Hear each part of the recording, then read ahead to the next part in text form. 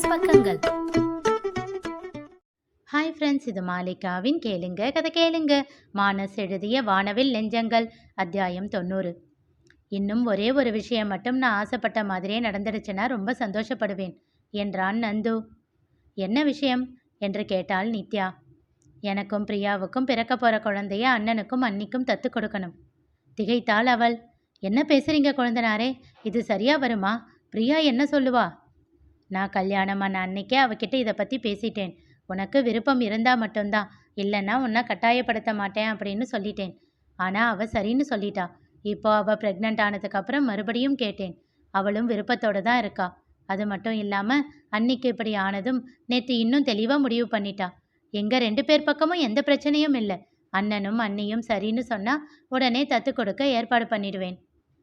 சில நிமிடங்கள் அவனையே பார்த்து கொண்டிருந்தாள் நித்யா. ரொம்ப பெரிய மனசு குழந்தனாரே உங்களுக்கு. அப்படியெல்லாம் இல்லை அண்ணி. அண்ணனுக்கு குழந்தை பிறக்காது அப்படின்னு தெரிஞ்ச உடனே கொஞ்சம் அழுதேன்.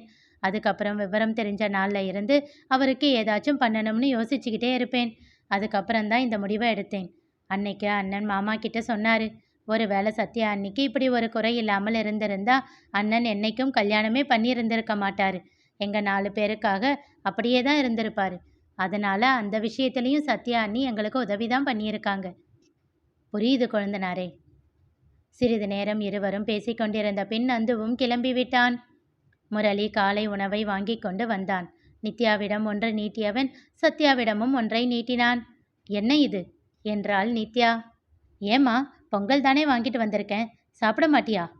அது இல்லை மாமா என்றவள் அவன் கைப்பிடித்து இழுத்து சத்யாவின் அருகில் அமர்த்தினாள். அதுதான் உங்கள் வண்டவாளம் எல்லாம் தண்டவாளம் ஏறிடுச்சே, போதும், ரொம்ப நடிக்க எல்லாம் வேண்டாம், ஊட்டி விடுங்க அக்காவுக்கு என்றாள் முறைத்தவாறு. புன்னகைத்தான் முரளி. அவன் சத்யாவை பார்க்க அவளும் முழங்கால்களை கட்டிக்கொண்டு அவனை பார்த்து கொண்டிருந்தாள். அதில் அவள் சம்மதத்தை உணர்ந்து கொண்டவன் அவள் அருகில் அமர்ந்து ஊட்டத் தொடங்கினான். அவளோ அவனையே வைத்த கண் வாங்காமல் பார்த்து கொண்டிருந்தாள். வாய் அன்னிச்சையாக அவன் தரும் உணவை ஏற்றுக்கொண்டு இருந்தது. என்ன அப்படி பார்க்குற என்றான். கடவுளிடம் கேட்கும் வரம் உண்டேனில் என் அவனின் முகத்தை காண பிழை செய்யாத பார்வை என் வாழ்வின் கடைசி நொடி வரை வேண்டும் என்றே கேட்பேன். முரளியின் இதழ் புன்னகையில் விரிந்தது.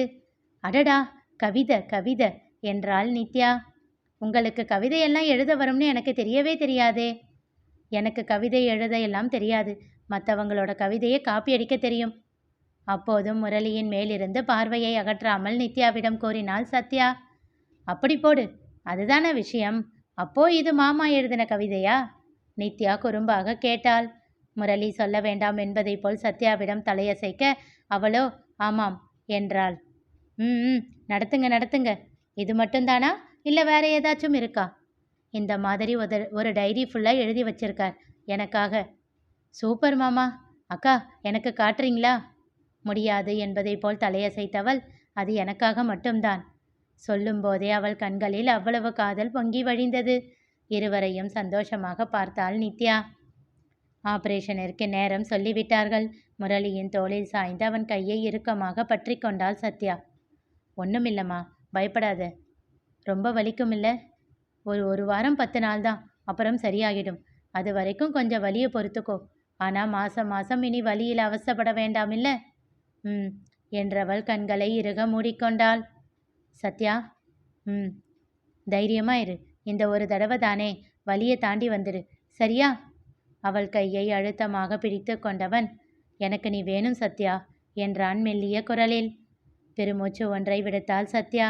இனி என் வாழ்க்கை உங்களுக்காக மட்டும்தான், மனதிற்குள் சொல்லிக்கொண்டாள். ஆபரேஷன் நல்ல விதமாக முடிந்தது. வலியில் கொஞ்சம் துவண்டதால் போனாள் சத்யா. நித்யாவும் முரளியும் அவளை பத்திரமாக பார்த்து கொண்டனர்.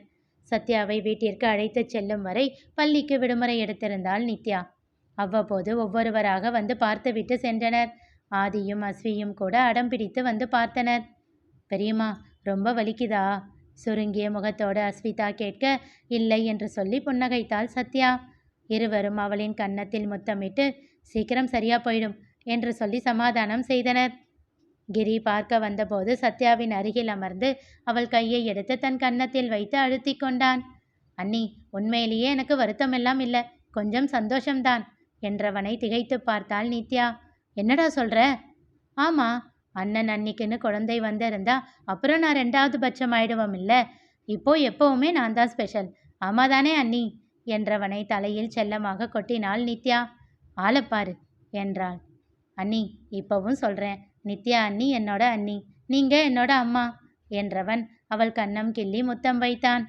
டேய் பையா, இன்னும் வளரவே இல்லடா நீ என்று சொல்லி அவன் தலைமுடியை கலைத்து சிரித்தாள் சத்யா. மதனும் நிர்மலும் உங்களை விசாரிச்சாங்க.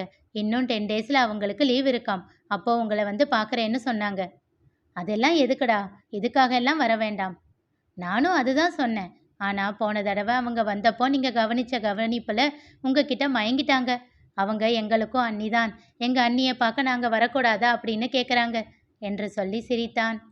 சத்யாவும் சிரித்து கொண்டே அவன் கன்னம் கிள்ளி முத்தம் வைத்தாள். அன்னபூரணியும் சாரங்கனும் வந்து பார்த்தனர். நித்யாவின் மூலம் விவரம் அறிந்தவருக்கு முரளியின் மேல் அளவில்லாத மரியாதை கூடியிருந்தது. நித்யா, சத்யாவை வீட்டுக்கு கூட்டிகிட்டு வந்ததுக்கப்புறம் நான் வேணும்னா ஒரு 10 நாள் வந்து தங்குறேன். உன்னாலையும் பிரியாவாலையும் வீட்டில் தனியாக சமாளிக்க முடியாதில்ல என்றார் அன்னபூரணி. அவரை அன்போடு பார்த்தாள். தேங்க்ஸ்மா, எங்களால் முடியலன்றப்போ சொல்கிறேன், அப்போ வா என்றாள். குடும்பத்தேர ஒத்தையில் கட்டி இழுத்துக்கிட்டு இருந்தவ இப்படி ஒரே இடத்துல உட்காந்துட்டா கஷ்டம்தான் என்றார் வருத்தத்தோடு. புன்னகைத்தாள் நித்யா. அன்று சத்யாவிற்கு டிஸ்சார்ஜ். அண்ணன் தம்பி 4வரும் வந்திருக்க அவர்களை முறைத்தாள் நித்யா. இப்போ எதுக்கு 4 பேரும் இங்கே வந்து நிற்கிறீங்க? வீட்டில் பிரியா தனியாக இருக்க மாட்டாளா? அதெல்லாம் இல்லை அண்ணி, யசோதாம்மா கூட இருக்காங்க என்றான் நந்து. இருக்கட்டும், அதுக்காக எதுக்கு இப்படி அவளை தனியாக விட்டுட்டு 4 பேரும் வருவீங்களா? அண்ணியை பத்திரமா கூட்டிகிட்டு போகத்தான் என்றான் நவநீதன். ஏன், இத்தனை நாள் நானும் மாமாவும் பத்திரமா தானே பார்த்துக்கிட்டோம். இப்போ என்ன பிரச்சனை உங்களுக்கு? நாங்கள் தான் வந்து அண்ணியை கூட்டிகிட்டு போவோம் என்றான் கிரி. ரொம்ப பண்ணுறீங்க என்று அவர்களை முறைத்து விட்டு சென்றாள் நித்யா. முரளி கட்ட வேண்டிய மிச்ச தொகையை கட்ட சென்றிருந்தான். நர்ஸ் வந்து நித்யாவிடம் சத்யாவிற்கு தர வேண்டிய மாத்திரைகள் பற்றிய விவரங்களை எல்லாம் சொல்லிவிட்டு சென்றார். 4வரும் சத்யாவை அழைத்து கொண்டு அறையை விட்டு வெளியில் வந்தனர். சத்யா கொஞ்சம் நடக்க பழகியிருந்தாள். இருந்தும் வலி அவளை படுத்தி எடுத்தது.